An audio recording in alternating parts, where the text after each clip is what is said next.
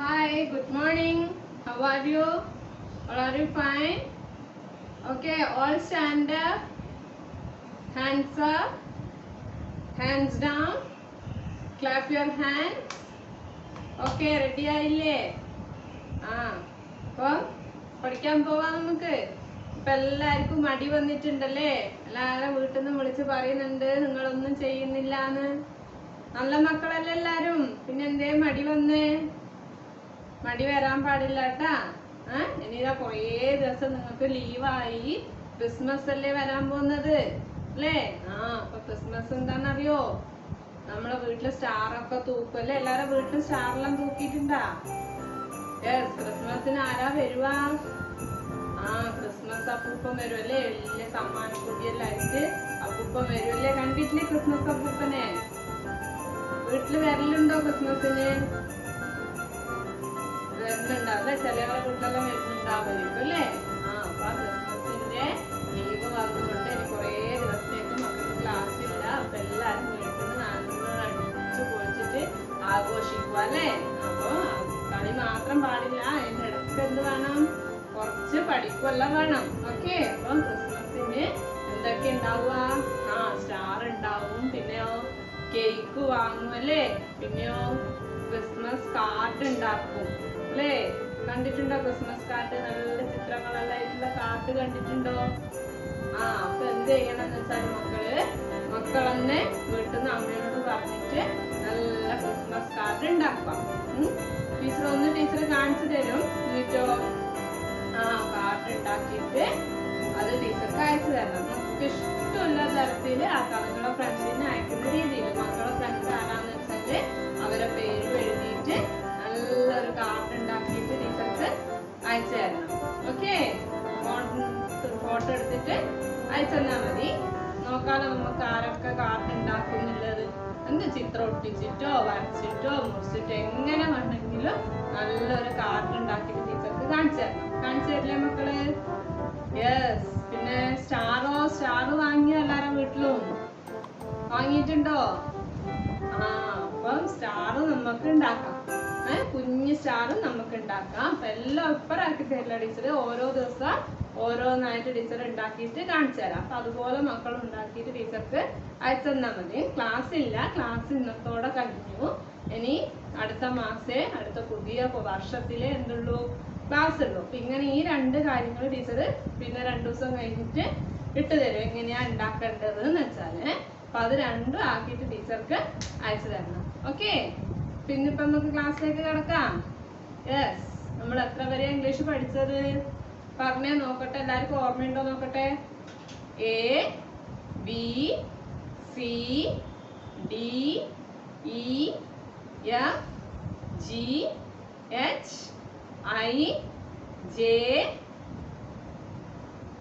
K, L, M, N അല്ലേ? N വരെ പഠിച്ചില്ലേ നമ്മള്? ഇനി അടുത്തത് എന്താ പഠിക്കാൻ പോകേണ്ടത്? O അല്ലേ? ഏതാണ്? O ആണ് ഇനി പഠിക്കേണ്ടത്. O ഏതാണ്? O പറഞ്ഞേ. O. അപ്പൊ O എങ്ങനെ എഴുതാൻ നോക്കാം. O എഴുതാൻ ബുദ്ധിമുട്ടൊന്നുമില്ല. നമ്മള് സർക്കിള് പഠിച്ചിട്ടില്ലേ? അതേപോലെ ഇതാണ് എന്ത്? O. കണ്ടോ മക്കള്? O. യെസ്. പിന്നെ സ്മോൾ ലെറ്റർ അതേപോലെ തന്നെ ചെറിയ ഇതാണ് എന്ത്?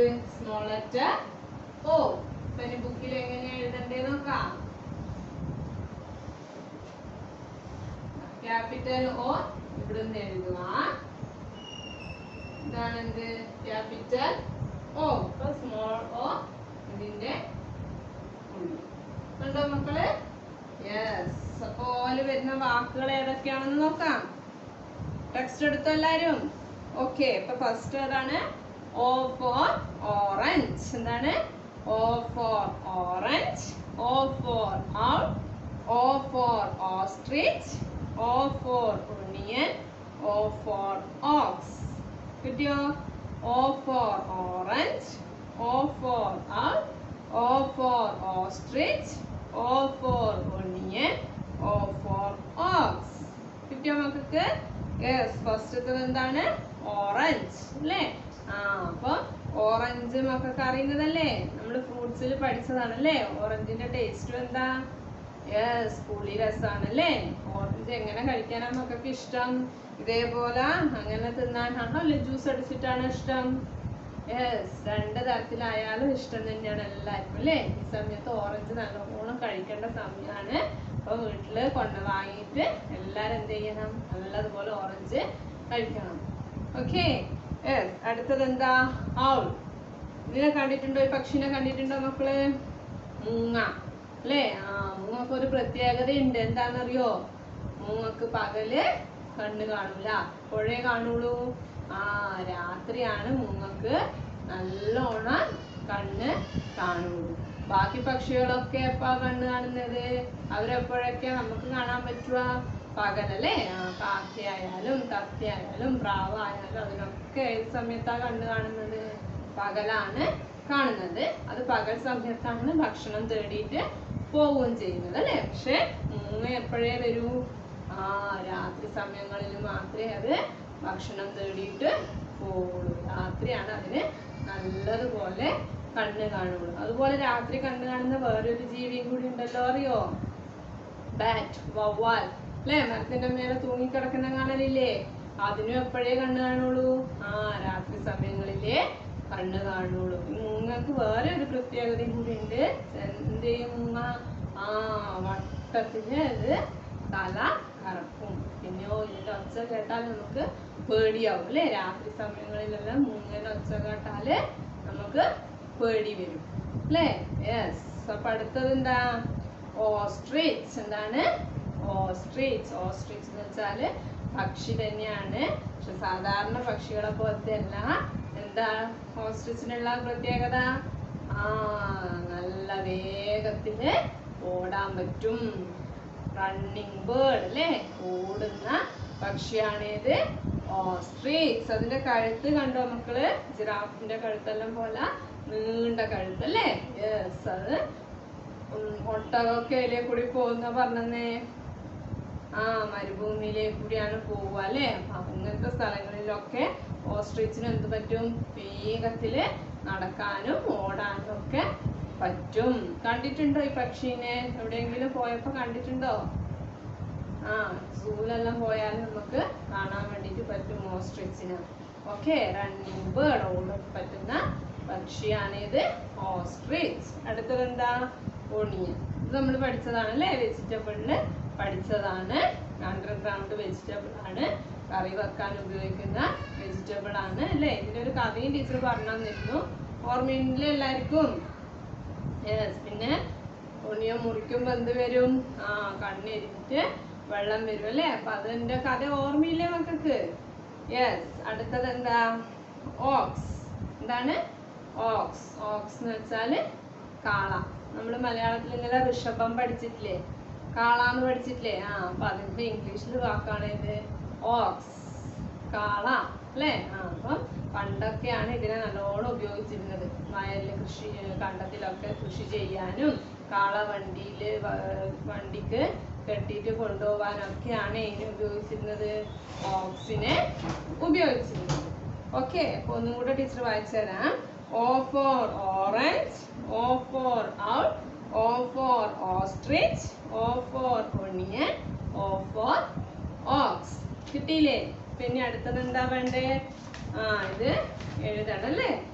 ആദ്യം ക്യാപിറ്റൽ ലെറ്റർ, പിന്നെ സ്മോൾ ലെറ്റർ, അതിനുശേഷം ഇതിന് സർക്കിൾ വരക്കണം. ഓക്കെ. പിന്നെയോ നോട്ടിലും വർക്ക് ബുക്കിലും ചെയ്യണം. അപ്പോൾ മടിയൊന്നും ആരും വിചാരിക്കാൻ പാടില്ല. ഇന്നിപ്പം ക്ലാസ് കഴിഞ്ഞാൽ ഇനി ഇപ്പോഴൊന്നും നമുക്ക് ക്ലാസ് ഇല്ല. അടുത്ത മാസേ ഉള്ളൂ. അത്രയും ദിവസം മക്കൾക്ക് ലീവാണ്. 2 ആഴ്ചയോളം ലീവാണ്. അപ്പൊ ആ സമയം ഫുൾ ടൈം കളിച്ചിട്ട് തീർക്കാൻ പാടില്ല. എന്ത് ചെയ്യണം? ഇത്ര വരെ പഠിച്ചതല്ലേ. ഇംഗ്ലീഷ് ഇപ്പം A മുതൽ O വരെ, മലയാളം A മുതൽ A വരെ, മാത്സ് 1 മുതൽ 18 വരെ.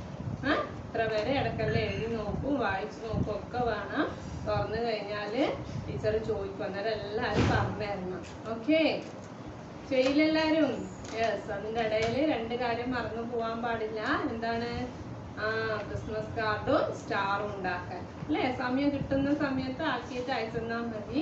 ടീച്ചർ അത് ഇട്ട് തരും. 2 ദിവസം നോക്കിയിട്ട് ടീച്ചറെ ഏതെങ്കിലും 2 ദിവസമായിട്ട് അത് എങ്ങനെയാണ് ആക്കണ്ടേന്നുള്ളത് കാണിച്ചു തരാം. അതിന് മുന്നേ നിങ്ങൾക്ക് ആക്കാനാവുമെങ്കിൽ അതിന് മുന്നേ നിങ്ങൾ ആക്കിയിട്ട് ടീച്ചർക്ക് അയച്ചു തന്നാലും മതി. ഓക്കെ. ഇന്നിപ്പോൾ ടീച്ചർ ക്ലാസ് നിർത്തുവാണ്. ബൈ.